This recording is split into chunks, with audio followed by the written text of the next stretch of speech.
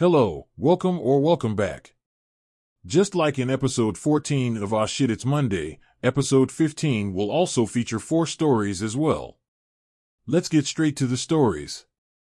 Story 1. The Monday Rebellion.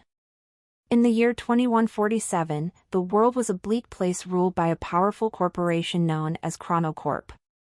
The most insidious aspect of their control was the regulation of Mondays, a day marked by oppressive tasks and joyless routines.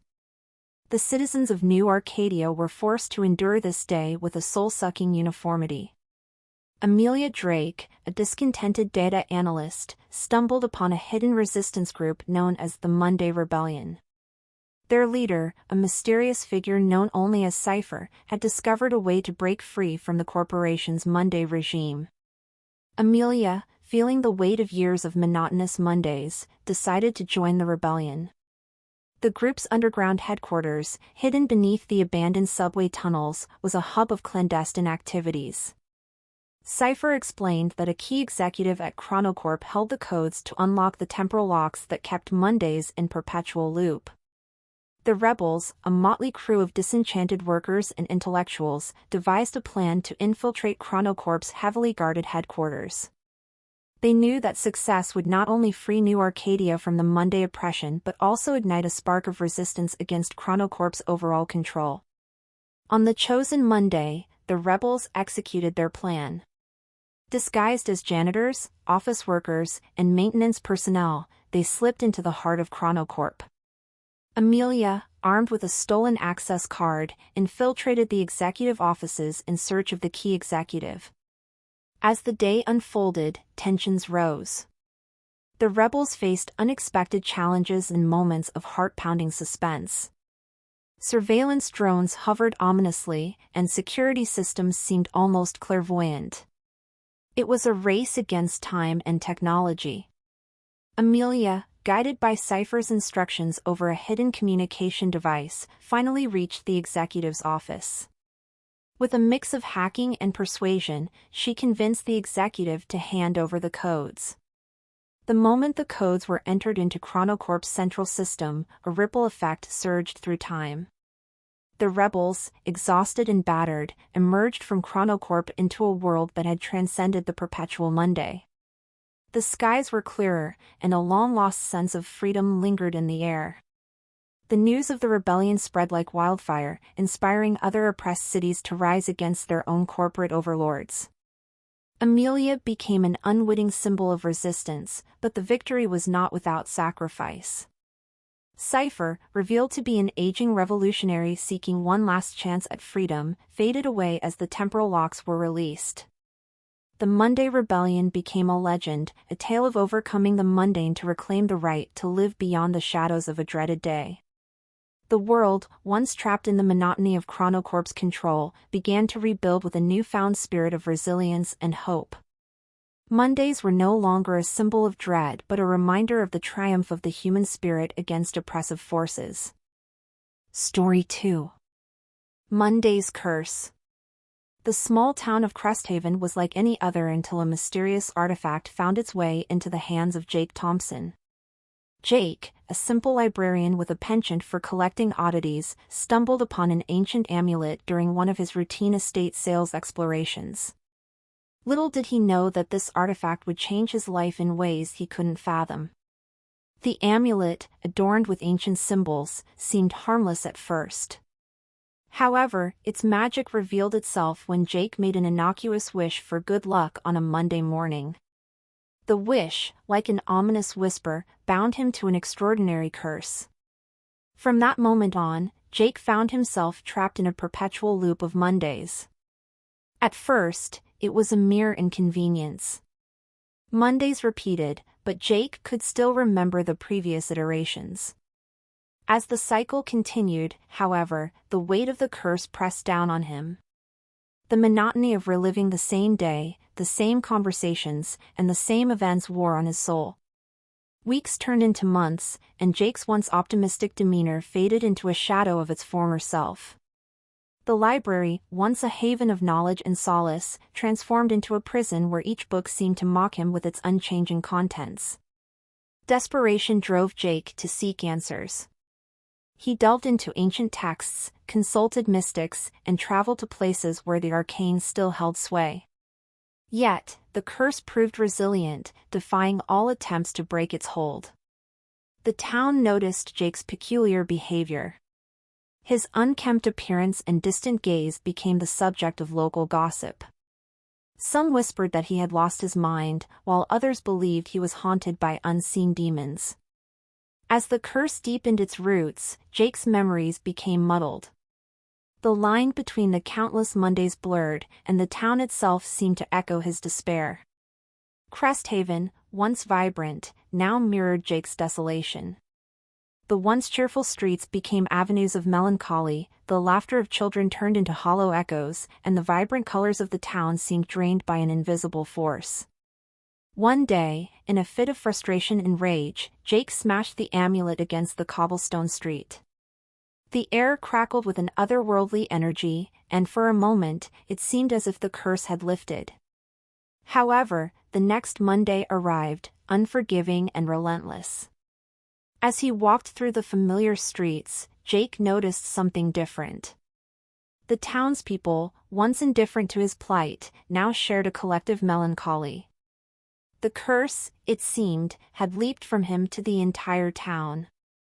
Every inhabitant, young and old, was now condemned to relive Mondays in an unending loop. Jake, burdened by guilt, took it upon himself to find a solution. The once solitary quest became a communal struggle. Together with the people of Cresthaven, he delved into the mysteries of the amulet and the ancient forces that governed it. The story unfolds as Jake, now a reluctant leader, navigates through the challenges of breaking a curse that has ensnared an entire town. The Mondays, once a personal torment, evolve into a shared struggle against an ancient magic that threatens to consume them all. In their collective desperation, the people of Cresthaven find strength in unity, turning what was once a curse into an unexpected source of resilience. And so, the town that was once known for its curse becomes a symbol of resilience, as the people of Cresthaven learn that sometimes, it takes a collective effort to break the chains of a relentless Monday. Hey there, back to the stories in a few seconds. Just wanted to let you know that if you like these Shit It's Monday short stories, you can show that support by purchasing an Shit It's Monday tee at my apparel site, justtextclothing.com. They're only $25, scan the barcode on your screen, or click the link in the description to go directly to the page to purchase. Okay, back to the stories. Story 3. The Monday Conundrum.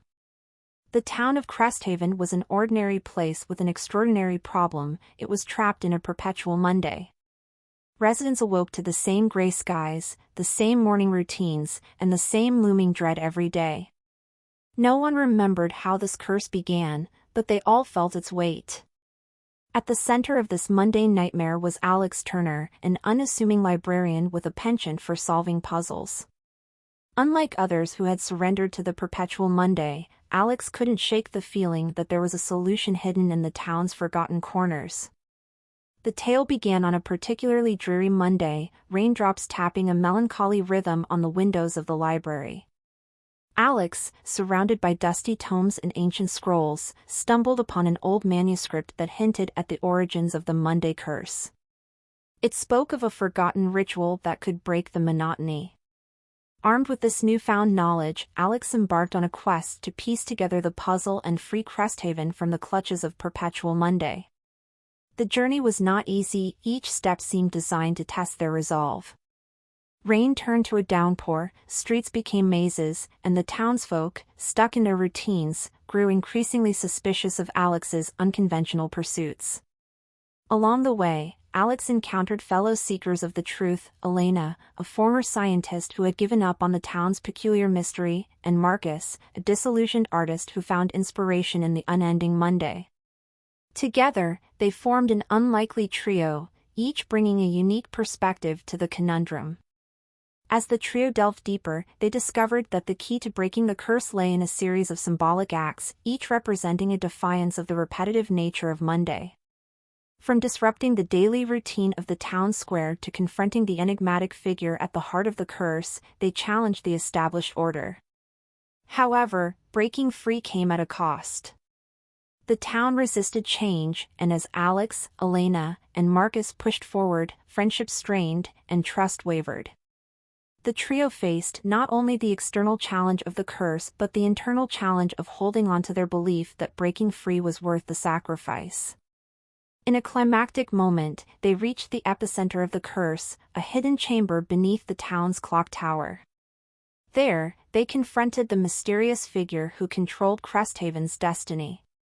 It was a bittersweet victory as they realized that the town itself was resistant to change, and breaking the curse meant leaving behind the place they called home. With a heavy heart, Alex made the ultimate decision to break the curse, releasing Cresthaven from its Monday prison. As the curse lifted, the town changed. It was no longer frozen in time, and the days began to flow naturally once more. However, the experience had forever altered the relationships between the trio and the town. The story concluded with Alex, Elena, and Marcus standing on the outskirts of Cresthaven, watching as the town woke up to a new day.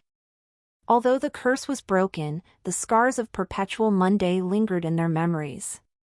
The experience had taught them the value of breaking free from the monotony, even if it meant sacrificing the comfort of the familiar. Story 4. The Monday Meltdown. The alarm clock blares, signaling the unwelcome arrival of Monday. A groan escapes from beneath the crumpled bedsheets as Tom, a middle-aged office worker, reluctantly faces the day. His apartment, a battleground of half-empty coffee cups and discarded ties, reflects the weariness that has settled into his life. The morning unfolds in a symphony of misfortunes. Tom discovers a flat tire just as he rushes to leave for work. Swearing under his breath, he fumbles with the spare, hands greasy with frustration. The clock ticks mercilessly as he watches his chances of arriving at the office on time dwindle. A desperate glance at the watch reveals that he's already missed the bus. Grumbling, Tom decides to brave the morning traffic, only to find himself stuck in a seemingly endless line of honking cars. The minutes tick away, each second adding to his mounting stress. Finally at work, he stumbles into a meeting only to spill his freshly brewed coffee on an important document. His boss shoots him a withering look, and Tom shrinks into his seat, the weight of the day settling onto his shoulders. As the clock inches toward lunchtime, Tom's hope for a reprieve is shattered. The cafeteria is out of his favorite sandwich, and the substitute is a tasteless reminder of his Monday woes. His colleagues chatter around him, their cheerful Monday banter grating on his already frayed nerves.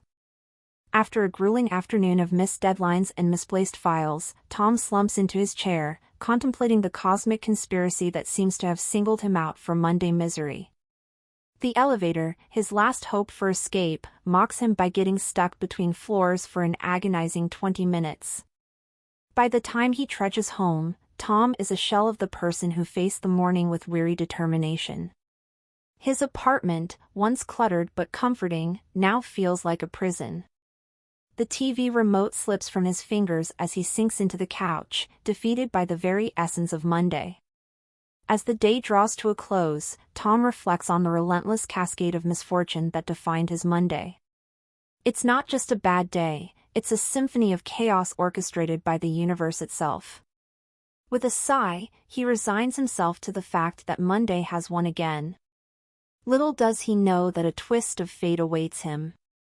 A mysterious email, lost in the sea of his inbox, reveals that Tuesday has been declared a company-wide holiday. A glimmer of hope sparks in Tom's tired eyes as he contemplates the unexpected reprieve. Perhaps, just perhaps, Tuesday will be kinder. So what are your thoughts about the 4 stories? Which one is your favorite? Like, subscribe, and comment. The algorithm likes that. I'll be back in a few weeks for episode 16 of Aw Shit It's Monday while I work on some other stories. Okay, see you in the future.